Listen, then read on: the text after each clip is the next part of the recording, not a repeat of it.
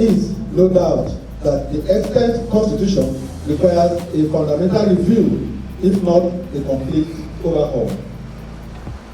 For instance, Section 2, Sub 2 of our Constitution states that Nigeria shall be a federation consisting of state and a federal capital territory. It excludes the local government councils as part of the federation, thus impeding grassroots development in Nigeria. In Section 7, Sub 1 of our Constitution, the system of local government by democratically elected local government council is guaranteed. But for the intervention of the Supreme Court of Nigeria through the suit instituted by the Minister of Justice and Attorney General of the Federation, Chief Lateef Fagbemi, SAN, with respect to the forms of local government councils, the following government councils of the Federation were tied to the airport strings and control of the state government in Section 162, Sub 6 of our Constitution. I read this again, so I guess because another stakeholder there to deliberate upon. You can note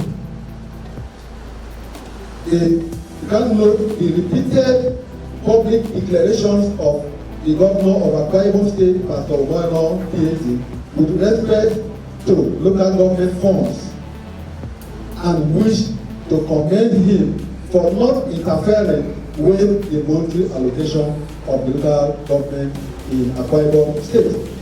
The CHRAN, however, urges Pastor UYO to carry out an urgent tour of the 31 local government areas to assess the level of performance of the council chairman in the past 1 year under the present administration, with a view to putting them on check and holding them accountable to the people.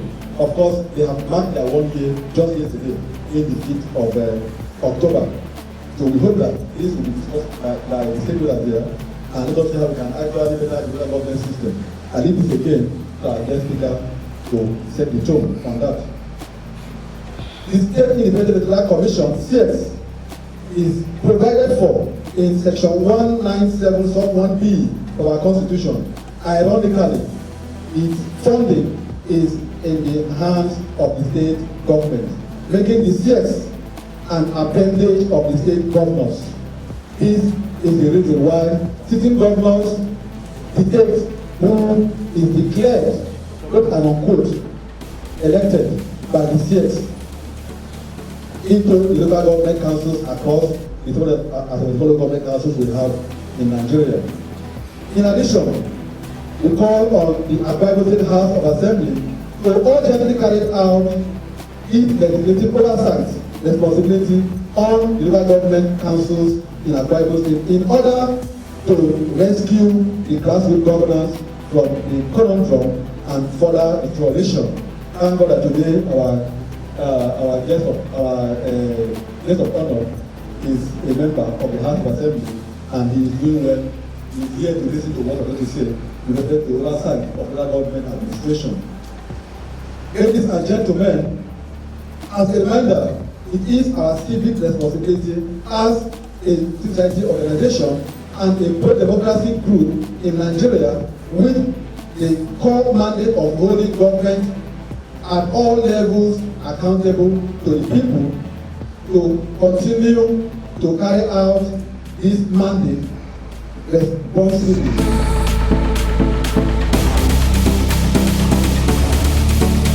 Tax should pay money directly to the local government system. It is unconstitutional. That decision is unconstitutional. But see, the Supreme Court is the final authority. It's final authority in Nigeria. It's not final because it is infallible. It is because it is final. So whatever mistake they make in the interpretation of the law, we live with it. But for me, as a student of law, that decision is not good enough for those who are learning, because they stood so many decisions before that time on their heads. So many decisions of the Supreme Court at that time that you cannot twist the provision of the Constitution to get what you want. You cannot. You cannot. What the Supreme Court ought to have done would have been to recommend an urgent, legislative intervention in section 162 to enable money to be paid directly to the local government system. Until that is done, that's why we are having this difficulty implementing that decision, if you notice. Just a matter of fact, for the first time in the history of Nigeria, they have to set a committee to look for ways to enforce that decision. Whereas the judgment of the court, the moment it is delivered, must take effect that very moment. It will not need any third party or any committee to arrange, to plan on the implementation or enforcement of that decision. So that decision has clear leg. But it's the decision of the Supreme Court. So this meeting, this conference, I will invite this conference in one of their resolutions to invite the National Assembly to do a proper surgical of the present constitution if we want true autonomy for local government system, to ensure that we protect the local government system from its creation, fund allocation to be made directly to the local government. There's no way you can ask someone to bring funds to you and you will not pay transfer charge or management charge. It's not possible. It's not possible. The state government will continue to manage the local government fund. There must be transfer charge, management charge. When you pay money to the bank, don't they have a service charge? Don't you pay money to service charge to the bank? So is it because state government don't want to pay service charge? So the only way is to insulate payment by the provision of the constitution directly to the local government system. That is the only way the local government can have autonomy. Now, autonomy does not necessarily mean fund allocation alone. Because we are talking about the government at the grassroots. The local government system must also be given additional function, like the customary courts system. It's supposed to be, established by local government system. But it is the state government that is establishing customary court for the local government. Under the native authority administration of 1910, under the colonial masters, traditional courts were established by local councils, native authority areas. That's what happened. As far as 1910, before our independence. So we should also allow local government to manage customary court administration, establish them, set them up, and manage them, appoint officers, appoint judges for those courts. That is part of the autonomy we must give to the local government to make meaning.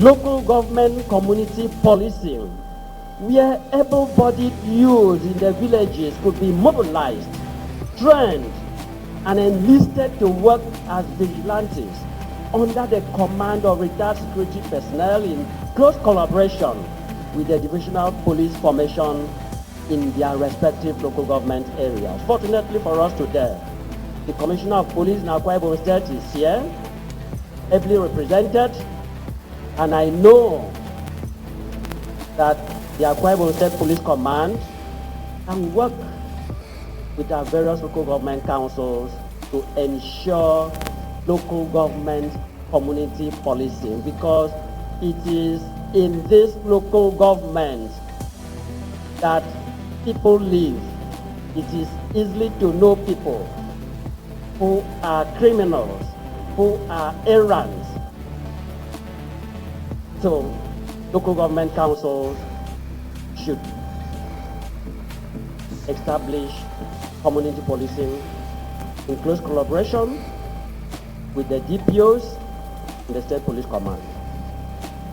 Let me also suggest that the state government should restructure the Ministry of Local Government and Chieftaincy Affairs with a view to transferring chieftaincy responsibility wholly to local government councils.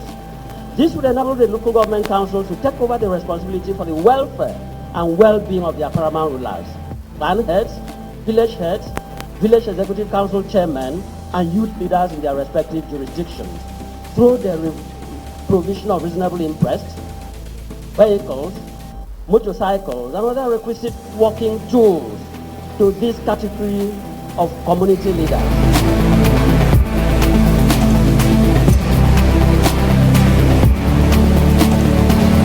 In this country, not of any local government council was then recognized as a county was the first experimental local government arrangement by the British in British West Africa. So, but I just had to talk about this. The one that existed, if you go to browse the internet, you'll find that Akoko Edo is recognized as the first because that was said to have been set up between 1918 and 1919. So just as many of us ignore facts that Nigeria had long expired, we don't remember some of this. When I say that, I mean that in 2014, Nigeria had expired. It no longer existed. It should no longer be called Nigeria in law because the Amalgamation Treaty in 1914 said the experiment will last for 100 years. And the 100 years expired in 2014, and no one is bold enough to talk about it because we are afraid that we'll be considered to be either rebels or something. So I think it is something that we should also be. I also believe that is why Nigeria is still in a state of confusion. People discuss, or people agreed at a certain time that this is what they want to do, and that they set up a time frame, and that time frame has been reached, and no one is ready to talk about it. Why are we together? Because there are some parts of this country that still considers itself more important than the others.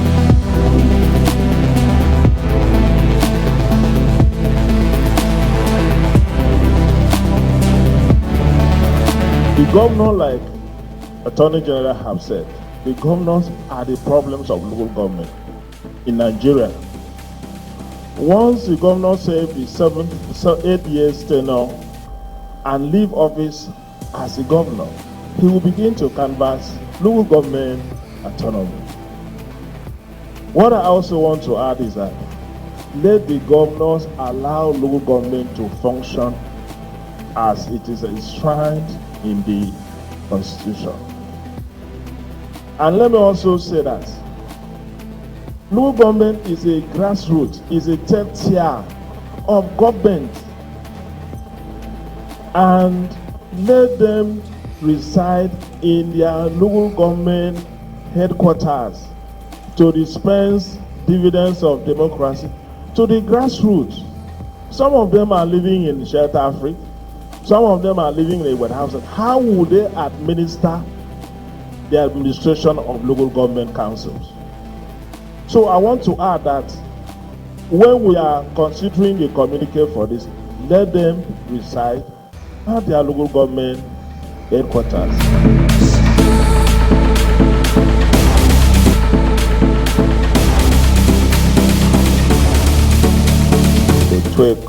Franklin, the song lead executive of CHRAN, and all the members who have participated in their effort to help in making Akwa State a better state for all of us. You see him every day on radio, from one radio station to another, making impact, drawing the attention of government over some issues they believe does not work in consonance with good governance and do not promote accountability. And so I commend you, and so that is why when I got the invitation to participate in this year's event, graciously obliged that I will find myself available. Once again, I also say thank you for the recognition of the small effort I made in the legislative arm of government, and on behalf of the awardees, I want to say I'm grateful, and I dedicate the award given to me to the people of the Ibionibom State constituency.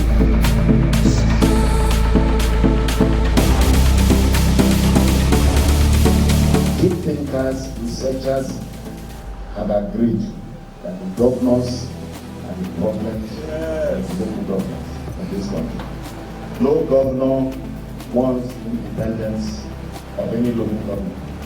They are happy with the current situation where the money comes and then they hamper the local government administration. Now, as long as the state independent electoral commission continues to act the way they act, getting governments or governors to appoint local government chairmen, and all of them from the same party, by the way. There's no way any of them will challenge the governor actions.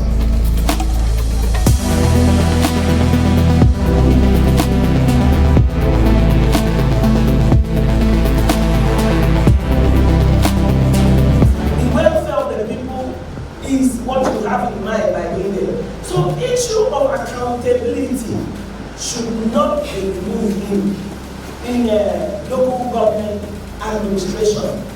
As I think two other people have said about setting structures for evaluation and accountability. I go with that and told that line.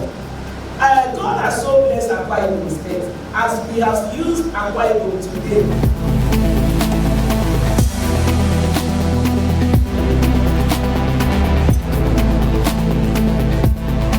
Need to change the mindset of imposing people who are not later to go and speak for us or to go and represent us. We need to shelve the idea of picking people, this syndrome of settlement.